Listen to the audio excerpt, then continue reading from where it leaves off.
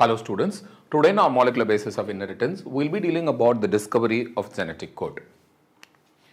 So, to understand how proteins are coded began after the discovery of DNA by two scientists, Watson and Crick, and it was called as George Camo postulated that three-letter code must be employed for the code or to encode the 20 standard amino acids used by the living cells to build proteins. So that it was George Cabot postulated the three-letter code must be employed to encode the 20 standard amino acids used by the living cells. So what is that? Introduction of a genetic code. The letters A, G, T, C correspond to the nucleotides found in the DNA are organized into an codon. The collection of codons is basically called as genetics code. For 20 amino acids, there should be 20 codons. Each codon should have 3 nucleotides to impart a specificity to an each amino acid part of specific codon. For example, nucleotide 4 combinations, 16 combinations and 64 combinations must be suited for what? 20 amino acids. See, and this is the triplet, which again this is formed as a triplet which codes for a specific amino acid, 3 bases which codes for a specific amino acids.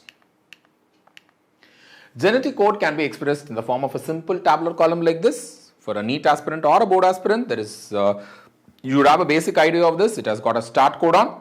Yes, AUG is going to be start codon, which codes for methionine, as well as as well as it starts the codon, and you have the 3 stop codon UAA, UAG, and UGA. It's a stop codon. See here, all these codons codes for tyrosine. All these codons codes for proline, valine, alanine. There are some you can have an idea. For AUG, it is universal, right? AUG codes for what? Methionine alone. See, these two, UUU and UUC codes for what? Phenylalanine. So that 64 codons are there to code like this. And you can just make a note like this, no? UUUCAG. Again, UCAG. So that it keeps on going like this. And my suggestion is that just know for the basic amino acids, that's this, go for start codon and stop codon, that is more than enough. Genetic code is a dictionary that consists of genetic words called codons. Each codon consists of 3 bases, that is a triplet.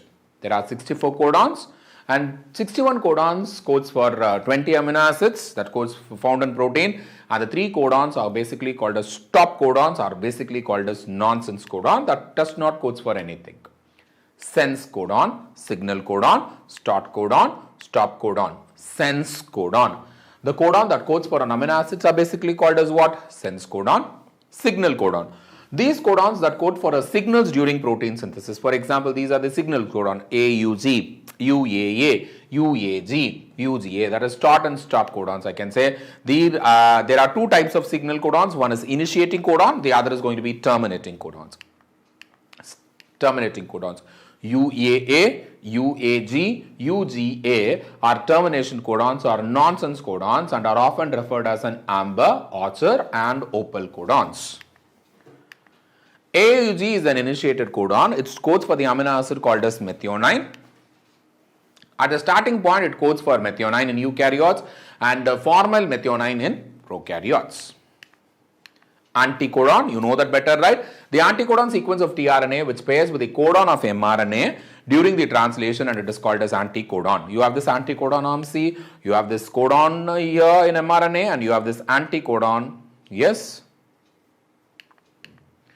Difference between codon and anticodon. Codon is present in both DNA and RNA, but anticodon is always present in RNA but never in DNA. Codons are written in 5' to 3' direction, whereas anticodons are usually written in 3' to 5' direction. Anticodons of some tRNA molecules have to pair with more than one codon. It has to pair with more than one codon. Codons are sequentially arranged in nucleic acid strands with anticodons with discretely present in the cells, yes, with amino acids attached or not. Codon defines which anticodon should come next with an amino acid to create a protein strand. So codon defines, so which has to come next, which anticodon has to come next, which has to go further. So all these things are determined by a codon. Anticodon helps in bringing a particular amino acid at a proper position during translation. Characteristics of a genetic code? Yes, it is the characteristics. One is triplet code. It should be commaless. It should be non-overlapping. the coding dictionary, the degenerative code, the universality of the codon, non-ambiguous, chain initiation codon and chain termination codon. See, the genetic code is a triplet. It has got 64 amino acids. It's again a universal rule. See, the 64 amino acids. First letter, second letter and the third letter. And this is the amino acid. See, it's here. See here. U, U, U. U, U, C. U, U, A. U, U, G. This is how you are supposed to make the amino acid sequence actually. This is how you are supposed to make this amino acid sequence. You can just have a better idea for this understand. See the next, no? C, U, U. C, U, C. C, U, A. C, U, G. Like that, you can just have an idea at the time of exams actually. Universality. The genetic code is universal. See, AUG is a codon for methionine and mitochondria. The same codon AUG codes for isoleucine in cytoplasm, with some exceptions related to that of genetic code is universal. Anywhere the genetic code is universal. Either it is a blue whale, human or whomever it is, the genetic code is universal. Non-ambiguous. The genetic code is non-ambiguous. Means that's one codon cannot specify more than one amino acid. Thus, one codon cannot specify more than one amino acid. Non-overlapping. One base cannot participate in the formation of more than one codon. So, one base cannot participate in the formation of more than one codon. This means that code is non-overlapping. Continuous translation. See here, the gene is transcribed and translated continuously from a starting point to that of ending point. In between, it won't stop actually.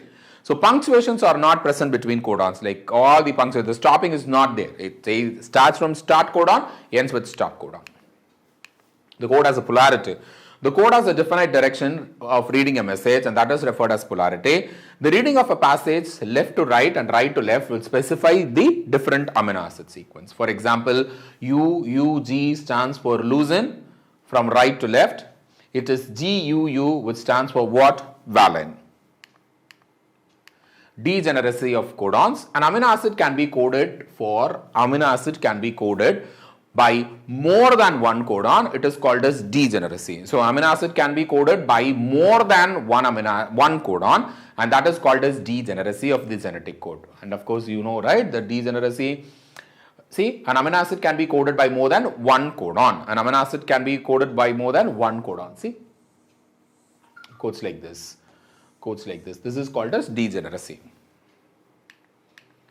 Wobble hypothesis. Crick postulated the wobble hypothesis to the account for the regeneracy of genetic code. According to this hypothesis, the first two bases of a codon, according to the normal base pair rules, with the last two base pairs of the anticodon, base pairing at the third position, the codon is wobble. The base pairing at the third position is wobble. So, this is called as wobble hypothesis. See, wobble pairing. G is paired with U. Normally, G has to pair with C, but sometimes the G has to pair with U actually, so that becomes the wobble hypothesis. Wobble hypothesis explains the degeneracy of genetic code, that is existence of multiple codons for a single amino acid. Although there are 61 codons of amino acids, the number of tRNA is so far less, that is around 40, which is due to wobbling. Wobbling in sense it keeps on changing. Biological significance of degeneracy of genetic code. If the code were not degenerative, 20 codons would be designated to produce only 20 amino acids, and 44 would lead to the chain termination. The probability of mutating to the chain termination would be therefore much higher with a non-degenerative codon. Flow of genetic information. See here, your DNA has to transcribe to mRNA and protein. See here, this is there. Yes, this has been converted into an codon. Yeah, again during this forms a peptide molecule. And of course, I have told this is the central dogma. Probably in our next class, we will be dealing about tRNA, we will be dealing about translation, you will be dealing about Human Genome Project and lac operon. Thank you, students.